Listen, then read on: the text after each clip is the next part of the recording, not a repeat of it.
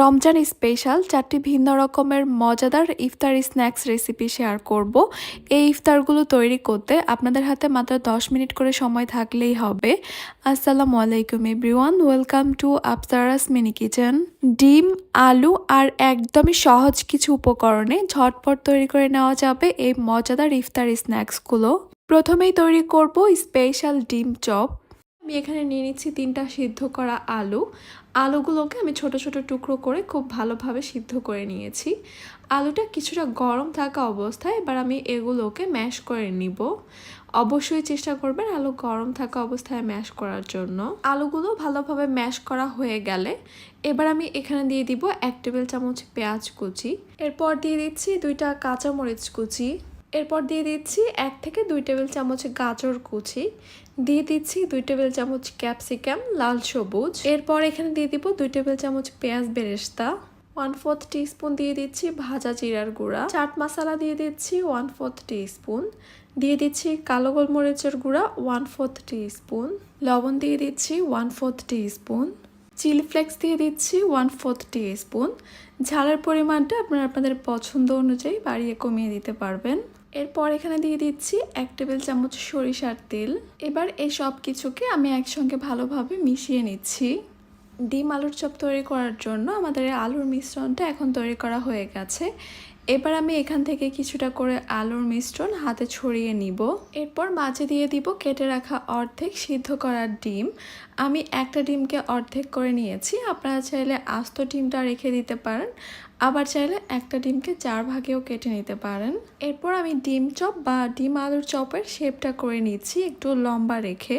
এইভাবে আমি প্রথমে ডিম আলুর চপগুলোকে তৈরি করে রেখে দিব একটা সাইডে। এরপর একটা বাটিতে নিয়ে নিচ্ছি আমি 1/2 কাপ ময়দা, সঙ্গে দিয়ে দিচ্ছি এখানে আমি 1/2 কাপ পানি। এরপর এগুলোকে খুব ভালোভাবে একসঙ্গে আমি মিশিয়ে একটা ব্যাটার তৈরি করে নিব। এই ব্যাটারটা একদম পাতলা হবে না, একটু ঘন একটা ব্যাটার তৈরি করে নিতে হবে। এরপর তৈরি করে রাখা আলু ডিমের চপটা আমি প্রথমে এই ব্যাটারের মধ্যে ভালোভাবে ডিপ করে নিব। এক্সট্রা ব্যাটারটা একটু ঝেড়ে নিব।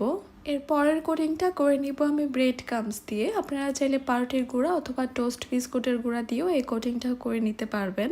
ঠিক এই অবস্থায় আলু ডিমের চপগুলোকে আপনারা ফ্রোজেন করে রাখতে পারেন একটা এয়ারটাইট বক্স বা একটা জিপলক ব্যাগে নিয়ে। ডিপ ফ্রিজে সংরক্ষণ করে রাখতে পারেন প্রায় 1 মাসের মতো। এবার চলে যাচ্ছি আমি এগুলোকে ফ্রাই করতে। চুলায় একটা প্যানে পরিমাণ মতো আমি তেল গরম করে নিয়েছি। এরপর একে একে আমি আলু ডিমের চপগুলো দিয়ে দিব। চুলার হিটটাকে হাই মিডিয়ামের মাঝামাঝি রেখে ডিম আলুর এই চপগুলোকে ভেজে নিব খুব সুন্দর একটা গোল্ডেন কালার হয়ে আসা পর্যন্ত। যেহেতু আলু ডিম সিদ্ধ করাই ছিল তাই এগুলো ভাজা হতে খুব একটা বেশি সময় লাগবে না।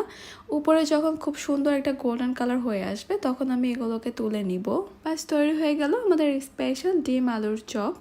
ইফতারে একবার হলেও এভাবে এই স্পেশাল ডিম আলুর চপটা তৈরি করে দেখবেন। এখন তৈরি করব মুচমুচে ডিমের পাকোড়া বা ডিম চপ।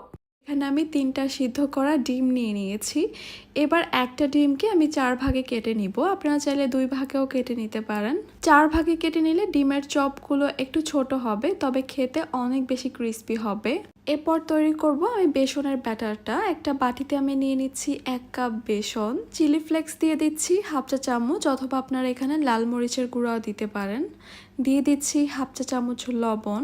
1 চিমটির মতো দিয়ে দিব হলুদ গুঁড়া। চাইলে আপনারা বাদ দিতে পারেন, তবে দিলে কালারটা একটু বেশি ভালো আসে। ভাজা জিরার গুঁড়া দিয়ে দিচ্ছি 1/2 চা চামচ। আদা গুঁড়া দিয়ে দিচ্ছি 1/2 চা চামচ। রসুন গুঁড়া দিয়ে দিব 1/2 চা চামচ। আদা রসুনের গুঁড়া যদি আপনাদের হাতের কাছে না থাকে তাহলে আপনারা এখানে চাইলে সামান্য করে আদা রসুনের পেস্টও দিয়ে দিতে পারেন। এরপর এখানে দিয়ে দিব 1/4 কাপ পেঁয়াজ কুচি। দিয়ে দিচ্ছি একটা কাঁচামরিচ কুচি। ধনেপাতা কুচি দিয়ে দিচ্ছি 2 টেবিল চামচ। এখন এই সব কিছুকে আমি প্রথমে একটু খুব ভালোভাবে নেড়েচেড়ে মিশিয়ে নিচ্ছি। বেসনের সঙ্গে সবগুলো উপকরণকে খুব ভালোভাবে মিশিয়ে নেওয়ার পর এবার আমি অল্প অল্প করে নর্মাল টেম্পারেচারের পানি দিয়ে একটা ব্যাটার তৈরি করে নিব। প্রথমেই একসঙ্গে অনেক বেশি পানি দিয়ে ফেলবো না, অল্প করে পানি দিব আর মিশিয়ে নিব। এতে করে এই ব্যাটারের কনসিস্টেন্সিটা বুঝতে আমাদের সুবিধা হবে। অল্প অল্প করে পানি দিচ্ছি আর ব্যাটারটাকে খুব ভালোভাবে মিশিয়ে নিচ্ছি। এই ব্যাটারের মধ্যে যেন কোনো লাম্পস না থাকে সে ব্যাপারটা খেয়াল রাখতে হবে।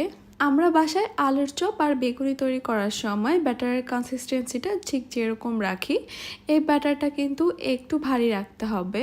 বেসনের এই ব্যাটারটা কিন্তু এখন তৈরি হয়ে গেছে। এবার আমি একটা করে ডিমের পিস নিব আর এই বেসনের মধ্যে খুব ভালোভাবে কোট করে নিব। যেহেতু এই ডিমের চপগুলোর মধ্যে আমি কোনো রকমের পানি ব্যবহার করিনি, তাই এভাবে একটু কোটিংটাকে ভালোভাবে করে নিতে হবে। কোনো অংশ যেন খালি না থাকে, চারপাশ থেকে খুব ভালোভাবে কোটিংটা করে নিচ্ছি। ভাজার জন্য একটা প্যানে পরিমাণ মতো তেল নিয়ে নিয়েছি। তেলটা গরম হয়ে আসলে এবার আমি ডিম চপগুলো এখানে দিয়ে দিব একে একে। দুই পাশ থেকে অনবরত নেড়ে চেড়ে উল্টে পাল্টে এই ডিমের চপগুলোকে ভেজে নিতে হবে। ভাজা হয়ে গেলে এবার তেল ছড়িয়ে এগুলোকে তুলে নিচ্ছি। বাস তৈরি হয়ে গেল 10 মিনিটে তৈরি মুচমুচে ক্রিসপি ডিম চপ। এই চপগুলো দেখতে একদম পারফেক্ট না হলেও খেতে কিন্তু আমার কাছে অনেক বেশি ভালো লেগেছে। এখন তৈরি করব আমি মুচমুচে ক্রিসপি আলুর লাচ্চা পাকোড়া। আলু পাকোড়াগুলো করার জন্য আমি এখানে 3টা মিডিয়াম সাইজের আলু নিয়ে নিয়েছি। প্রথমে একটা পিলার দিয়ে আলুর খোসাগুলোকে খুব ভালোভাবে ছাড়িয়ে নিচ্ছি। এরপর আলুগুলোকে আমি এরকম একটু লম্বা লম্বা কুচি করে নিয়েছি, একদম চিকন করে। আমি কিন্তু কোনো গ্রেটারে গ্রেট করে নিইনি। চেষ্টা করবেন গ্রেটারে না করে নাইফ বা বটি দিয়ে এই আলুগুলোকে এভাবে কুচি করে নিতে। এতে করে আলুর এই পাকোড়াগুলো ঠিক এরকম ক্রিসপি হবে। এরপর নর্মাল পানি দিয়ে আলুগুলোকে আমি খুব ভালোভাবে ধুয়ে নিচ্ছি। আলুর কুচিগুলোকে আমি আবারও পরিষ্কার পানি দিয়ে ভালোভাবে ধুয়ে নিব। এভাবে করে আমি 3 থেকে 4 বারের মতো পানি পরিবর্তন করে এই আলুগুলোকে খুব ভালোভাবে ধুয়ে নিব। এরপর এক্সট্রা যে পানিটা সেটা একটু নিংড়ে ফেলে দেওয়ার চেষ্টা করব। আপনারা চাইলে কিন্তু একটা স্ট্রেনারে রেখে দিতে পারেন পানিটা ভালোভাবে ঝরে যাওয়ার জন্য। এরপর এখানে আমি অল্প কিছু উপকরণ অ্যাড করব। প্রথমে দিয়ে দিচ্ছি এখানে আমি 1/4 টিস্পুন লবণ, কালো গোলমরিচের গুঁড়া দিয়ে দিচ্ছি 1/4 টিস্পুন, লাল মরিচের গুঁড়া দিয়ে দিচ্ছি 1/4 টিস্পুন, রসুন গুঁড়া দিয়ে দিচ্ছি 1/4 টিস্পুন, আদা গুঁড়া দিয়ে দিচ্ছি 1/4 টিস্পুন। বাস এই অল্প উপকরণেই কিন্তু এই পাকোড়াগুলো অনেক বেশি ক্রিস্পি আর অনেক বেশি টেস্টি হবে। তবে আপনারা চাইলে এখানে পেঁয়াজ কুচি, কাঁচামরিচ কুচি, ধনেপাতা কুচি দিতে পারেন। এবার সব কিছুকে আমি খুব ভালোভাবে মিশিয়ে নিব, এতে করে আলুটা একটু সফট হবে। তবে খেয়াল রাখতে হবে আলু থেকে যেন অতিরিক্ত পানি না ছড়ায়। অনেক বেশি সময় ধরে মাখালে কিন্তু এই আলুগুলো থেকে পানি ছড়াবে। সব কিছু ভালোভাবে মিশিয়ে নেওয়া হয়ে গেলে এবার আমি এখানে দিয়ে দিচ্ছি 1/3 কাপ ময়দা, সঙ্গে দিয়ে দিচ্ছি 1/3 কাপ কর্নফ্লাওয়ার। কর্নফ্লাওয়ারের পরিবর্তে আপনারা এখানে দিতে পারেন চালের গুঁড়া। আবারও সব কিছুকে আমি ভালোভাবে মিশিয়ে নিব। তবে এবার কিন্তু আলতো হাতে মিশাতে হবে, বেশি প্রেস করে করে মেশানো যাবে না। বেশি প্রেস করে মিশালে কিন্তু আলু থেকে প্রচুর পরিমাণ পানি বের হবে। আর একটা ব্যাপার খেয়াল রাখতে হবে, আলুতে মশলা আর সব কিছু মাখানোর পর এই আলুটাকে বেশি সময়ের জন্য রাখা যাবে না। যত দ্রুত সম্ভব পাকোড়াগুলোকে ভেজে নিতে হবে। কিছুটা আলুর মিশ্রণ হাতে নিয়ে আমি পাকোড়ার শেপ দিয়ে দিচ্ছি। তবে এখানেও কিন্তু খুব বেশি চেপে চেপে করা যাবে না, একটু আলতো হাতে করতে হবে। এতে করে পাকোড়াগুলো অনেক বেশি ক্রিস্পি হবে। এরপর এগুলোকে আমি ভাজতে চলে যাব। চুলায় একটা প্যানে পরিমাণ মতো তেল নিয়ে নিয়েছি। তেলটা কিছুটা গরম হয়ে আসলে একে একে আমি বেশ কিছু পাকোড়া এখানে দিয়ে দিব। পাকোড়াগুলোকে তেল দেওয়ার সঙ্গে সঙ্গে নাড়াচাড়া না করে আমি 2 মিনিটের মতো এগুলোকে এভাবে ছেড়ে দিব, কিছুটা শক্ত হয়ে আসার জন্য। চুলার হিটটা কমিয়ে রাখা যাবে না, চুলার হিটটাকে হাই মিডিয়ামের মাঝামাঝি রাখতে হবে। কম হিটে এগুলো ভাজতে গেলে এগুলো কিন্তু নরম হয়ে যাবে, মুচমুচে হবে না। 2 থেকে 3 মিনিটের মতো ভাজলেই কিন্তু এই পাকোড়াগুলো ক্রিস্পি হওয়া শুরু করবে। আর তখন এপাশ ওপাশ 2 পাশ খুব ভালোভাবে ভেজে নিতে হবে। 6 থেকে 7 মিনিটের মতো এগুলোকে ভেজে নিয়েছি। এখন দেখতেই পাচ্ছেন পাকোড়াগুলো অনেক বেশি ক্রিস্পি হয়েছে আর খুব সুন্দর একটা গোল্ডেন কালার হয়ে এসেছে। এবার আমি একটা স্ট্রেনারে করে তেল ঝরিয়ে এই পাকোড়াগুলোকে তুলে নিব। আর আমার মনে হয় এতক্ষণে আপনারা বুঝেই গেছেন এই পাকোড়াগুলো ঠিক কতটা মুচমুচে হয়েছে। যারা আলুর তৈরি স্ন্যাক্স খেতে খুব পছন্দ করে, আমার মনে হয় আজকের রেসিপিটি তাদের খুবই পছন্দ হবে। আলু দিয়ে আমরা অনেকভাবে পাকোড়া তৈরি করে থাকি, তবে আমার কাছে এই পাকোড়াটা হচ্ছে একদমই বেস্ট।